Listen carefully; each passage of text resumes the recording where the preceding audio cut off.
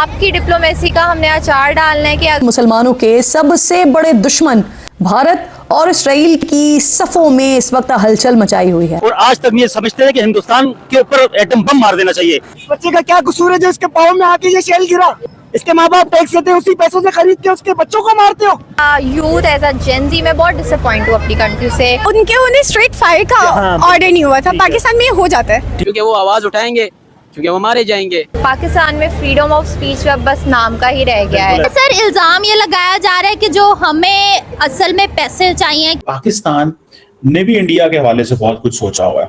पाकिस्तान के तो तमाम खतरात अंदरूनी है कि इस मुआहदे की असल ताकत उस दिन पता चलेगी जब उसे सचमुच मैदान में उतरना पड़ेगा। इंडिया की बेशक उनकी कामयाबी है, वो अपने जितने भी उनके नेबरिंग कंट्रीज हैं उन सब के साथ उनके अच्छे ताल्लुकात हैं। इंडिया एक बड़ा मुल्क है, उसकी बड़ी फौज है, उसके पास बड़े रिसोर्सेज हैं। उनका एक ही साइड पे ज्यादा फोकस है पाकिस्तान की तरफ, और पाकिस्तान ही सारी तरफ से लगे हुए हैं। दोस्तों, अगर फ्रीडम ऑफ स्पीच की बात किया जाए और इसका कंपैरिजन किया जाए अपना पड़ोसी मुल्क पाकिस्तान से, अगर दोनों के बीच में अगर आपको कंपैरिजन देखना है तो पूरा वीडियो देखिएगा। दोस्तों, अभी कुछ दिन पहले हमारे यहाँ एक बहुत बड़ा हाई लेवल पे प्रोटेस्ट हुआ जंतर मंतर पे। झारखंड में भी हुआ था, रांची में एक प्रोटेस्ट, यहाँ पर भी लाठीचार्ज कर दी गई पुलिस के द्वारा। लेकिन दोस्तों, अगर यही प्रोटेस्ट अगर पाकिस्तान में होता है, जैसा जंतर मंतर पे हुआ, जैसा रांची में हुआ, तो फिर पाकिस्तान में क्या हाल होगा? आप सोच रहे होंगे भाई पाकिस्तान में भी सेम चीज होगा, लाठीचार्ज किया जाएगा। नहीं दोस्तों, वहाँ पर बहुत कुछ हो सकता है, मैं नहीं कहूंगा। आप पूरा वीडियो देखेगा, आपको वहाँ पर पता चलेगा कि वहाँ पर क्या हो सकता है। और एक चीज और इस वीडियो में देखेंगे आप कि पाकिस्तान, सऊदी अरब, तुर्की ने एक डील साइन किया है। अगर आज के बाद हम तीनों में से किसी भी देश पे कोई भी देश अटैक करता है तो उसको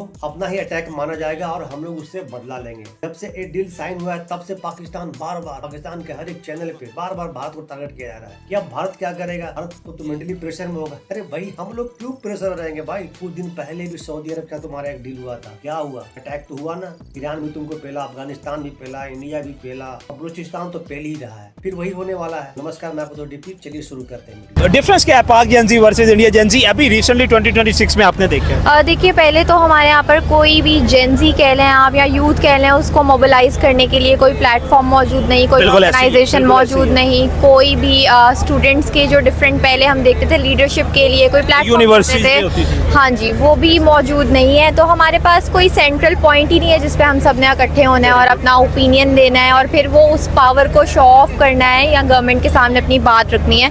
तो सबसे पहले तो कोई लीडरशिप नहीं है, कोई प्लेटफॉर्म नहीं है। थर्ड चीज़, थ्रेट बहुत ज़्यादा है। पाकिस्तान में फ्रीडम ऑफ स्पीच अब बस नाम का ही रह गया है। ना हम अपनी मर्जी से कुछ बोल सकते हैं, मेरे ख्याल में हम अपना ओपिनियन भी नहीं रख सकते। न्यूट्रल ओपिनियन है वो भी हम लोग नहीं दे सकते कि हमारी कहीं पे राइट्स की वायलेशन हो रही है। यहाँ पर मेरे ख्याल में एक आम सिटीजन के ओपिनियन की कोई भी वर्थ नहीं है और सबसे ज़्यादा आसान काम है कि अगर आप अपना ओपिनियन स्पेशली नेबरहुड में देख कर दो तो वो आपको सबसे पहले बागी डिक्लेयर करते हैं। और मैं समझती हूँ यहाँ पर इस मुल्क में जिसको भी बागी डिक्लेयर कर दिया जाए तो आप लोग ये समझ लें कि इस बंदे ने कोई पाकिस्तान के लिए कोई अच्छा काम सोचा होगा, तो इसको ये सर्टिफिकेट मिला है, क्योंकि हमारे मुल्क के हालात ऐसे ही हैं। हमें यही बताया गया था कि हिंदुस्तान, और आज तक ये समझते हैं कि हिंदुस्तान के ऊपर एटम बम मार देना चाहिए।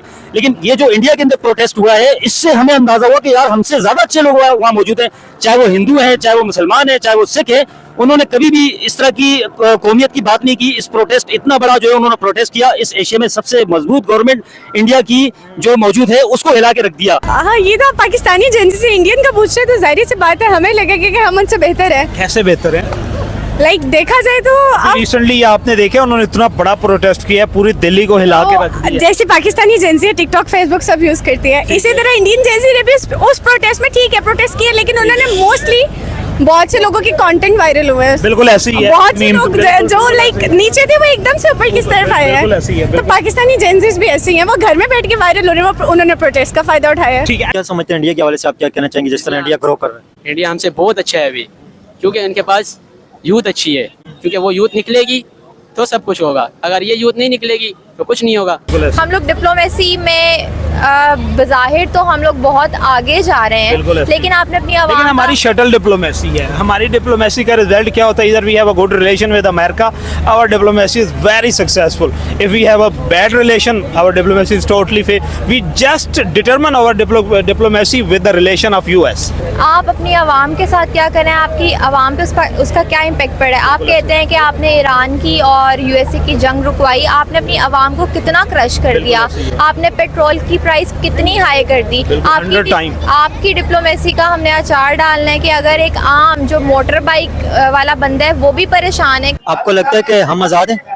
हम तो आज़ाद नहीं है, तभी तो मैं ये बात कर रहा हूँ। ऐसा लगता है जैसे कि ये अमेरिका की जो है ना 51 स्टेट है, ये पाकिस्तान जैसे उन्होंने अपने लिए ही बनाया हो। देखिए वहाँ पे एक मुद्दा था, नीट पेपर लीक हुआ था और उस पे देखें उन्होंने कंटेंट भी वायरल हुए, मीम्स भी बने, लेकिन जो उनका डिमांड थी वो उन्होंने मनवा ली। क्या पाकिस्तान में भी कभी ऐसी कुछ अभी बेसिक राइट्स की डिमांड, फ्रीडम ऑफ स्पीच की डिमांड भी पाकिस्तान में उसकी भी ज़रूरत है? अगर ऐसा होता है तो पाक जेंजी निकलेंगे सड़कों पे? वो सड़कों पे तो निकल आएंगे, ठीक है। लेकिन फिर उधर ये था ना कि उन्हें स्ट्रेट फायर का ऑर्डर नहीं हुआ था। पाकिस्तान में ये हो जाता है, ठीक है।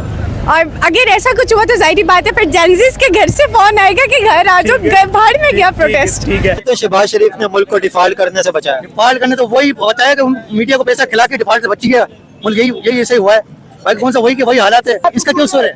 बच्चे का क्या कसूर है जो इसके पाँव में आके ये शेल गिरा? इसके माँ बाप टैक्स देते हैं, इसके माँ बाप टैक्स देते हैं, उसी पैसों से खरीद के उसके बच्चों को मारते हो। मर्द के बच्चे बनो, के बगैर मुकाबला करो हमसे। हम आवाम वाले नहीं है। किसी का राइट है ना, ये तो प्रोटेस्ट करना तो राइट होता है हर किसी का।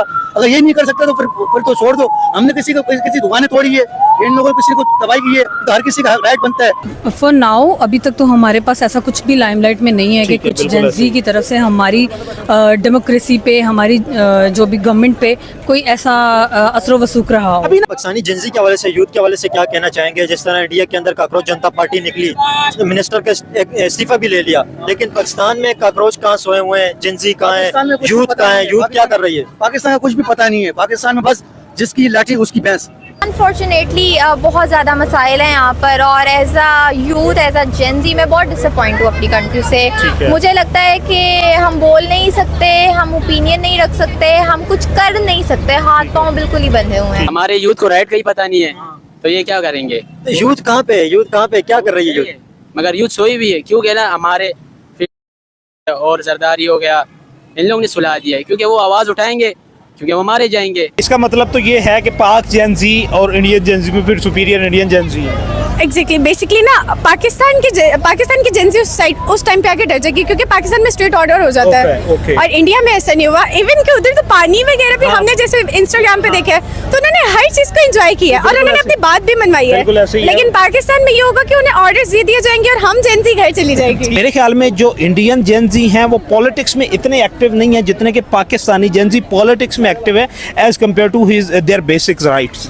ऐसे ही है। बेसिक राइट्स के लिए ना मेरा ख्याल है जेंजी नहीं, हम मिलेनियल्स की भी बात करें तो हम भी बहुत एक्टिव हैं। हम अपनी इन सारे मामलात को लेके हर ग्रुप के लोगों को इसमें अपने बेसिक राइट पे बात करनी चाहिए और उनका बात करने का पूरा राइट है। हमें एक इल्यूजन दे दिया हुआ है कि हर इवेंट पे, चाहे फीफा हो चाहे कुछ भी हो, लिबर्टी चौक पर स्क्रीन लगेगी। ये आपने अपनी यूथ को एक डायरेक्शन दे दी है बस, ठीक है, कि लगे रहो भाई, ना सोचो ना पढ़ो ना लिखो, आप लगे रहो कि हम खुश हैं और हमारे मुल्क में सेलिब्रेशन हो रही हैं। और ये वो ब्रूटल रियलिटीज जो सब बलूचिस्तान में हो रहा है, जो कश्मीर में हो रहा है, उस पर तो अगर मैं बात करूंगी मेरे ख्याल में तो फिर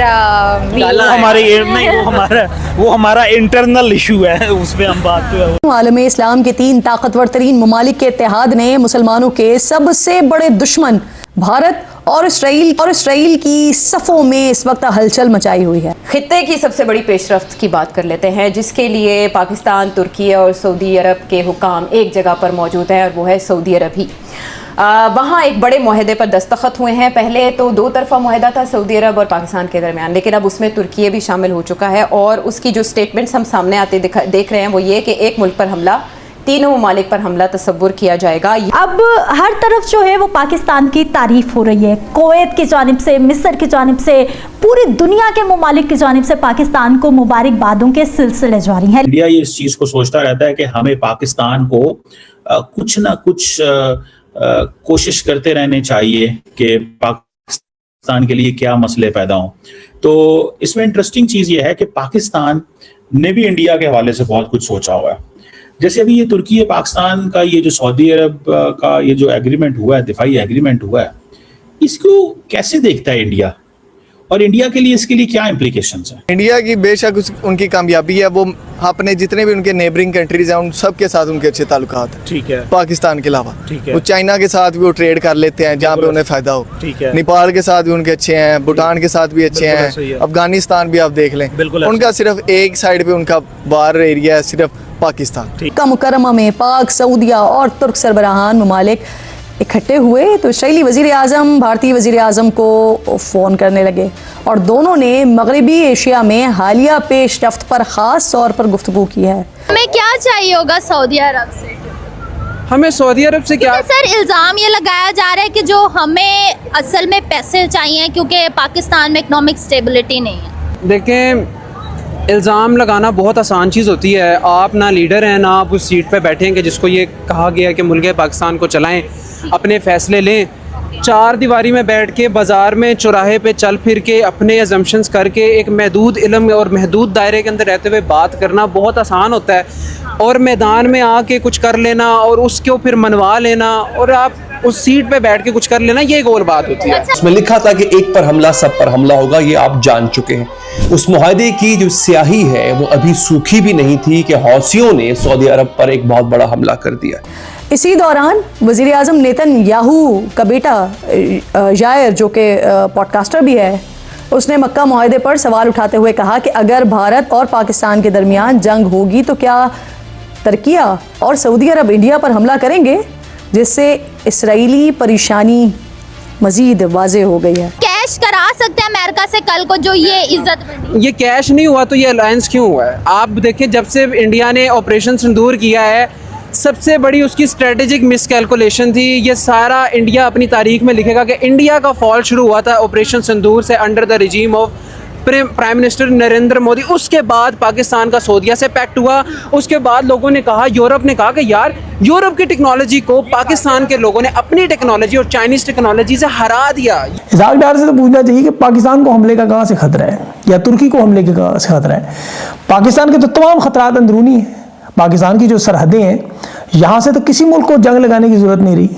तालिबान या कालदन तंजीमों से लड़ने के लिए सऊदी अरब ने तो नहीं आना, तुर्की ने भी नहीं आना, तो क्या अफगानिस्तान पर बमबारी के लिए पाकिस्तान की मदद करेंगे? बहुत सारे ऐसे लोग हैं और पाकिस्तानी ही हैं, हमारे ही भाई हैं, हमारे ही बहनें हैं, जो कि इस मुआहदे पर भी क्वेश्चन मार्क लगा रहे हैं। हालांकि पहले मुसलसल हम ये बात करते रहे हैं कि इस वक्त कोई ना कोई मुस्लिम ब्लॉक की हमें ज़रूरत है।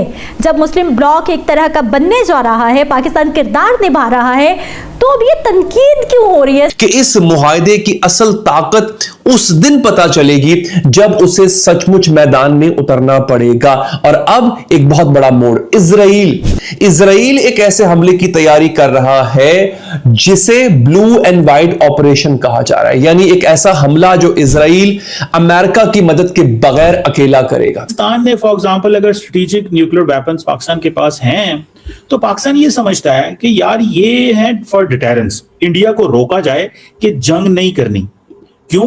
कि इंडिया एक बड़ा मुल्क है, उसकी बड़ी फौज है, उसके पास बड़े रिसोर्सेज हैं, और वो हर कुछ अरसे बाद ये प्लान करता रहता है कि हमने पाकिस्तान के साथ कुछ ना कुछ वो करना चाहते हैं। इसी की कड़ी है कि वो म्यांमार के साथ भी जो थोड़े बहुत कॉन्फ्लिक्ट थे, वो भी वो खत्म करेंगे, क्योंकि उनका एक ही साइड पे ज्यादा फोकस है पाकिस्तान की तरफ, और पाकिस्तान ही सारी तरफ से लगे हुए हैं। अफगानिस्तान, इधर से इंडिया, ईरान, इराक, अभी सऊदी वाला जो बना हुआ है, ईरान के साथ भी उनका अनबन चल ही रही है। ठीक है, इन्हें ये चीजें देखनी चाहिए कि अपने नेबरिंग कंट्री के साथ, हमसायों के साथ हमेशा अच्छा सलूक करें, इसी में बेहतरी होती है। कुछ चीज़ों में पाकिस्तान बहुत अच्छा कर रहा है और कुछ चीज़ों में तुर्की बहुत अच्छा कर रहा है। जो अच्छा वो करें हम वो ले लेंगे, जो हम अच्छा करें वो ऑलरेडी ले भी रहे हैं। तो ये जो एक ट्रायंगल बन रहा है ना, ये इंशाल्लाह वक्त बताएगा कि ये क्या। अब ये चीजें साबित करती हैं कि इंडिया और इजराइल और इनके साथ बाकी मुल्क दुश्मन ताकतें वो मैदान में है। पाकिस्तान को देख ला, अभी इंडिया से 5-6 गुना छोटा है, तो हमारा मैनेज नहीं होता। जी दोस्तों, तो आपने देखा कि पाकिस्तान में कितना फ्रीडम ऑफ स्पीच है। बच्चों ने क्या बताया, वहाँ का जो जेनजी है उन्होंने क्या बताया। भाई सिंपल से सिंपल बात को न रख सकते हैं।